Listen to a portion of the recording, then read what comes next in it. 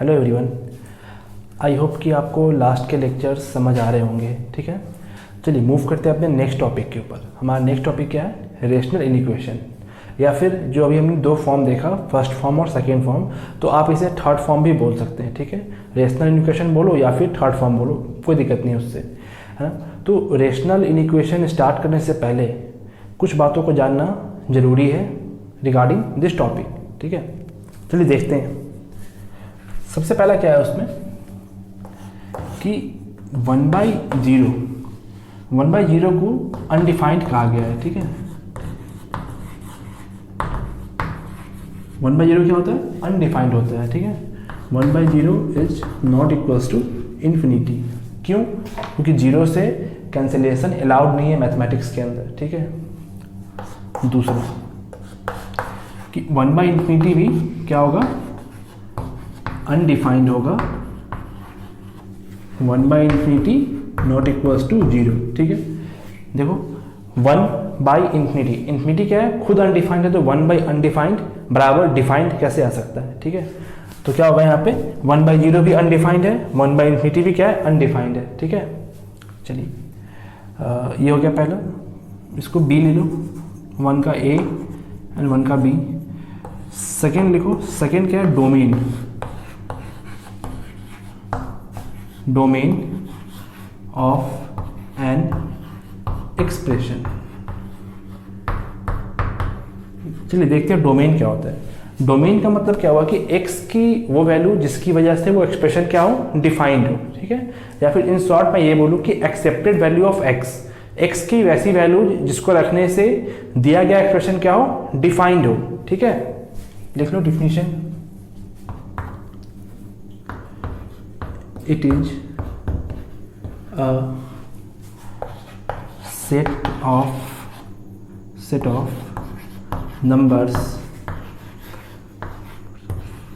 of numbers for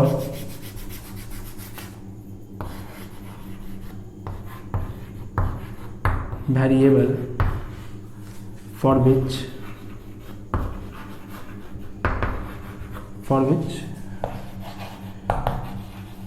given expression is defined। क्या लिखा हमने? It is a set of numbers for variable for which given expression is defined, या फिर बहुत short में अगर हम लिखना हो तो क्या लिखेंगे? Accepted value of the variables. ठीक है, क्या लिखा मैंने? Accepted value of variables. चलिए देखते हैं इसका मतलब क्या हुआ, डोमेन का मतलब होता क्या है। नोट कर ले इसे पहले वाले को।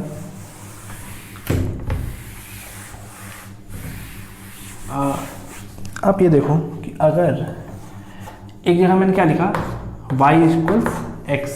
ठीक है, और मैंने यहाँ क्या लिखा? y equals √x। ठीक है, चलिए अब आप बताओ कि इस x के लिए क्या यहाँ पे मैं 0 रख सकता हूँ क्या? तो हाँ, 0 रख सकते हैं यहाँ पे। क्या हम यहाँ पे 1 रख सकते हैं क्या? तो ऑफकोर्स 1 रख सकते हैं। क्या हम -1 रख सकते हैं क्या? तो -1 भी रख सकते हैं। बात समझ में आ रही है? तो ये हर एक रियल नंबर के लिए डिफाइंड है। कौन सा? ये x, y equals to x हर एक रियल नंबर के लिए डिफाइंड हो गया। बात समझ में आ रही है? इसके बारे में बात करते हैं। क्या हम यहाँ पे 0 रख सकते हैं क्या? तो हाँ, रख सकते हैं। क्या यहाँ पे 1 रख सकते हैं क्या? तो हाँ, 1 भी रख सकते हैं। क्या यहाँ पे -1 रख सकते हैं क्या? नहीं रख सकते। क्यों? क्योंकि स्क्वायर रूट के अंदर कभी भी निगेटिव नहीं होता है। बात समझ में आ रही है? तो इसके लिए एक्सेप्टेड वैल्यू क्या हो गया? पॉजिटिव रियल नंबर r+, और इसके लिए एक्सेप्टेड वैल्यू क्या हो गया? All real number. ठीक है, तो यही चीज़ क्या है? डोमेन कहलाता है। तो अगर मेरे से पूछे कि बताओ इसका डोमेन क्या होता है, क्या लिखेंगे? डोमेन बराबर r। ठीक है, इसका क्या लिखेंगे हम? डोमेन बराबर r+।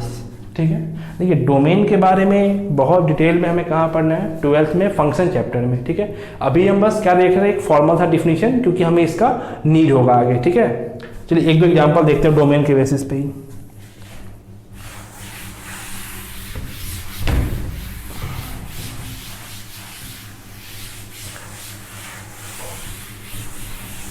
देखो यहाँ पे, देखो फर्स्ट क्या है अपने पास x माइनस 5, सेकेंड क्या है अपने पास रूट ओवर x माइनस 5, ठीक है। थर्ड क्या है 1 अपॉन x माइनस 5, ठीक है। मेरे को क्या निकालना है, डोमेन निकालना है। तो पहले वाले के डोमेन क्या होगा, इस x की वैल्यू क्या होगी जिसकी वजह से ये पूरा डिफाइंड हो। तो आप कोई भी रियल नंबर लेंगे तो ये क्या होगा, डिफाइंड होगा, ठीक है। तो इसके लिए डोमेन क्या आ गया, डोमेन बराबर ऑल रियल नंबर। चलिए इसकी बात करें सेकेंड वाले की। इसके लिए क्या होना चाहिए डोमेन, सोच के बताओ। ये क्या है, रूट के अंदर एक एक्सप्रेशन लिखा हुआ है, तो क्या रूट के अंदर नेगेटिव अलाउड है क्या, नहीं। तो ये एक्सप्रेशन क्या होना चाहिए, हमेशा पॉजिटिव। तो ये हमेशा पॉजिटिव कब होगा, जब x क्या हो जाए, x एक्सप्रेशन क्या हो जाए, हमेशा पॉजिटिव, ठीक है। तो इसका मतलब क्या होगा कि x को क्या होना पड़ेगा, always greater than equals to 5। तो डोमेन क्या गया यहाँ से, डोमेन क्या लिखेंगे हम, x बिलोंग्स टू 5 से इन्फिनिटी, ठीक है।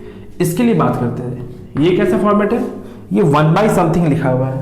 तो हमने भी क्या देखा कि 1 बाई 0, 1 बाई सब कुछ अलाउड है, बट 1 बाई 0 क्या है, अनडिफाइंड है। तो इसको अनडिफाइंड कब होगा ये अनडिफाइंड, जब x की वैल्यू क्या हो जाए 5 के बराबर। तो मतलब कि 5 पे ये क्या है, अनडिफाइंड है। तो इसके लिए x सब कुछ एक्सेप्ट कर लेगा बट 5 को एक्सेप्ट नहीं करेगा। तो इसका डोमेन क्या हो गया, ऑल रियल नंबर्स माइनस 5। समझ में आ रही बात, रियल नंबर में से 5 को माइनस कर दो, ये इसका क्या हो गया, डोमेन हो गया। एग्जाम्पल नंबर 4 देखते हैं। जिसे मान लिया अपने पास ये लिखा है एक्स स्क्वायर माइनस नहीं, इसका डोमेन क्या होगा। तो अपने को वो पॉइंट्स को निकालना होगा जिसकी वजह से ये एक्सप्रेशन, ये पूरा एक्सप्रेशन क्या हो जाए, 0 के बराबर। उस पॉइंट्स को मुझे यहाँ से निकालना होगा। तो कौन कौन से पॉइंट्स पे ये पूरा एक्सप्रेशन क्या हो रहा है, 0 के बराबर, बताओ। 3 पे और -3 पे, ठीक है। तो क्या होगा डोमेन इसका, देखो domain x belongs to all real number -3 और 3। ये कौन सा ब्रैकेट है, डिस्क्रीट ब्रैकेट। इसके बारे में हमने पहले क्लास में ही बात की थी, ठीक है। आई होप कि आपको समझ आया होगा, ठीक है। एक एग्जांपल और देखते हैं, लास्ट एग्जांपल, ठीक है। 5, जैसे मान लिया यही एग्जांपल क्या है, x माइनस 5, और इस बार क्या है, क्यूब रूट है। यहाँ पे क्या था, स्क्वायर रूट, यहाँ पे क्या है, क्यूब रूट। तो क्यूब के अंदर क्या होता है कि पॉजिटिव निगेटिव दोनों ही डिफाइंड होते हैं, बात समझ में आ रही है। इसके अंदर प्लस भी चलता है और माइनस भी डिफाइंड है। तो इसके लिए फिर क्या होगा डोमेन इसका, ऑल रियल नंबर, ठीक है। कहने का मतलब कि अगर आपको कहीं पे भी रूट दिखता है ना, तो रूट वाले के लिए डोमेन क्या आएगा, ऑलवेज पॉजिटिव। मतलब जो रूट के अंदर एक्सप्रेशन लिखा है वो हमेशा क्या होना चाहिए, पॉजिटिव होना चाहिए, ठीक है। अपने को मतलब क्या है इसमें, अपने को मतलब इस वाले टर्म से, अगर इस टाइप का टर्म लिखा हुआ है कहीं पे 1 बाई समथिंग के फॉर्म में, तो अपने को बस ये चीज ध्यान रखना है कि जो टर्म डिनोमिनेटर में है वो कभी 0 ना हो। अगर जिस पॉइंट की वजह से वो 0 हो रहा है, अब हम उसको उस पॉइंट को रिमूव कर लेंगे, ठीक है। चलिए अब देखते हैं।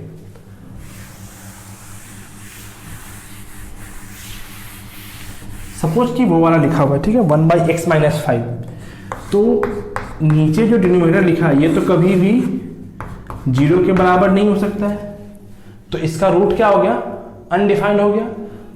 इस पूरे एक्सप्रेशन के लिए रूट क्या हो गया, अनडिफाइंड हो गया। इस पूरे के लिए रूट क्या हो गया, अनडिफाइंड हो गया।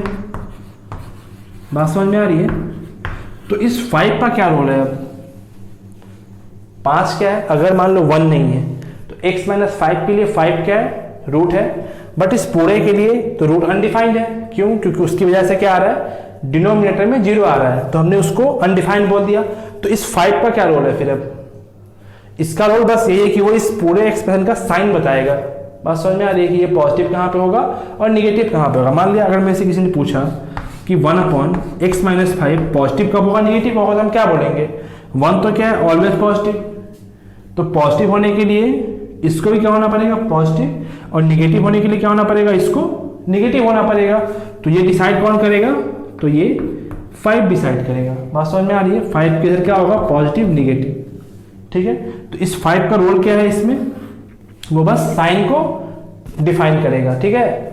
चलिए एक एग्जांपल और देखिए, कौन सा है, 6 नंबर। जैसे मान लिया अपने पास ये लिखा है x minus 7 upon x minus 5, ठीक है। और मुझे बताना है इसके लिए साइन स्कीम ड्रॉ करना है कि ये कहाँ पे पॉजिटिव कहाँ पे निगेटिव होगा, ठीक है।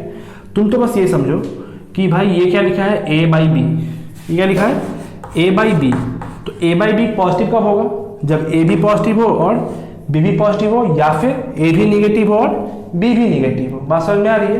तो इस वाले के लिए क्या होगा, देखो जो प्रोसेस हमने देखा अभी साइन स्कीम के लिए सब कुछ वही रहेगा। हम क्या करेंगे, रूट्स निकालेंगे, प्लॉट करेंगे, ठीक है। तो यहाँ से रूट निकालो, क्या आएगा ऊपर वाले से 7, नीचे वाले से क्या आएगा 5, ठीक है। इस पूरे के लिए मतलब ये 5 कहाँ से आया है, सिर्फ नीचे वाले के लिए से आया है, ठीक है। तो हमने क्या किया 7 को और 5 को प्लॉट कर दिया। अब देखो क्या ये अपने स्टैंडर्ड फॉर्म में है क्या, तो हाँ है। तो पॉजिटिव निगेटिव एंड पॉजिटिव। तो अब अगर मेरे को आंसर लिखना होगा, अगर किसी ने मुझसे पूछा कि ये expression greater than equals to 0 कहाँ पे होगा, तो हम क्या करेंगे, देखो यहाँ पे x belongs to minus infinity से 5, ठीक है। 5 पे हम क्या करेंगे, ओपन या क्लोज्ड, ऑलवेज ओपन, ठीक है। 5 पे क्या होगा, ऑलवेज ओपन। क्यों, क्योंकि 5 कहाँ से आया है, डिनोमिनेटर से आया है। अगर आप 5 पे क्लोज करोगे तो ये तो पूरा क्या हो गया, अनडिफाइंड हो गया। बात समझ में आ रही है। तो 5 पे हमेशा क्या होगा, क्लोज। वो रूट्स जो नीचे वाले से मिलेगा वो हमेशा क्या आएगा, ओपन में आएगा। यूनियन क्लोज इंटरवल 7 से लेके इन्फिनिटी। बात समझ में आ रही है। यही जो फॉर्म है, ये कैसा फॉर्म है, देखो पी बाई क्यू का फॉर्म है। ये फॉर्म कैसा है, पी बाई क्यू का। ये फॉर्म किसका होता है, रेशनल का। बात समझ में आ रही है, रेशनल का। तो अपने को वही पढ़ना है, rational in equation P X by Q x. बात समझ में आ रही है। यहाँ पी एक्स क्या है और क्यू एक्स क्या आपको समझ में आ गया। चलिए अब इसको जनरलाइज करते हैं। आई होप कि आपको समझ आया होगा कि भाई इसका कंसेप्ट क्या है, कैसे लिखना है, ठीक है। चलिए जनरलाइज करते हैं इसको।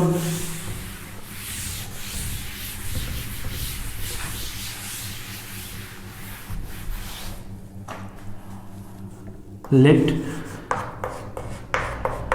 पी एक्स बराबर x minus A1, x minus A2 and so on x minus AN तक है, ठीक है। पी एक्स और क्यू एक्स क्या है, x minus B1, x minus B2 कहाँ तक, एक्स माइनस BN तक, ठीक है।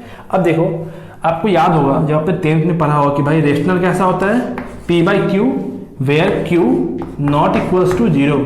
ये वहाँ पे लिखाते हैं टीचर्स, है ना, कि P बाई क्यू का फॉर्म क्या होता है और Q क्या होता है, 0 के बराबर नहीं हो सकता है। क्यों, क्योंकि 0 रखने पे क्या होगा, अनडिफाइंड होगा। तो वही केस यहाँ भी, मतलब वही रूल यहाँ भी एप्लीकेबल होगा कि भाई अगर P X by Q X है तो Q X not equals to 0। बात समझ में आ रही है। इसको आप बस ध्यान में रखेंगे। इस पूरे इक्वेशन में सीखने जैसा क्या है, मतलब नोटिस क्या करना है अपने को, बस यही कि क्यू एक्स कहाँ पे 0 हो रहा है, जहां भी 0 होगा उस पॉइंट को हम ओपन ब्रैकेट में डाल देंगे। बात समझ में आ रही है।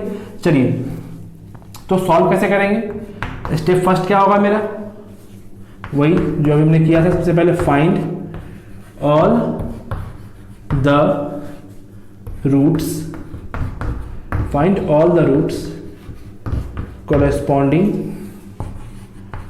corresponding to each linear term. हर एक लीनियर टर्म में कॉरस्पॉन्डिंग हम रूट्स को निकाल लेंगे। देखो यहाँ से क्या आएगा, जैसे देखो A1 A2 AN, यहाँ से क्या आएगा B1 B2, ठीक है। अब सेकेंड स्टेप मेरा क्या होगा कि प्लॉट कर लो, plot them on number line, ठीक है। नंबर लाइन पे हम क्या करेंगे, प्लॉट कर लेंगे। कैसे, तो सीक्वेंस वाइज में, ठीक है। स्टेप थर्ड में क्या होगा, चेक स्टैंडर्ड फॉर्म। देखो रूल वही है जो हमने पहले किया था, क्या कि स्टैंडर्ड फॉर्म चेक करो, रूट्स निकालो, उनको प्लॉट करो नंबर लाइन पे। अगर स्टैंडर्ड फॉर्म में है तो ठीक, नहीं है तो कन्वर्ट कर लिया। स्टैंडर्ड फॉर्म का मतलब क्या होता है कि कोफिशिएंट ऑफ एक्स क्या होना चाहिए, पॉजिटिव। क्या होना चाहिए, कोफिशिएंट ऑफ एक्स पॉजिटिव, ठीक है। स्टेप 4 में क्या करो यहां पे आप कि वाइल राइटिंग, ऊपर लिखते, यहां लिखता हूं, यहीं पे लिखता हूं, क्या होगा, while writing the solution set क्या लिखा, while writing the solution set, यहाँ पे है always keep the roots in open bracket which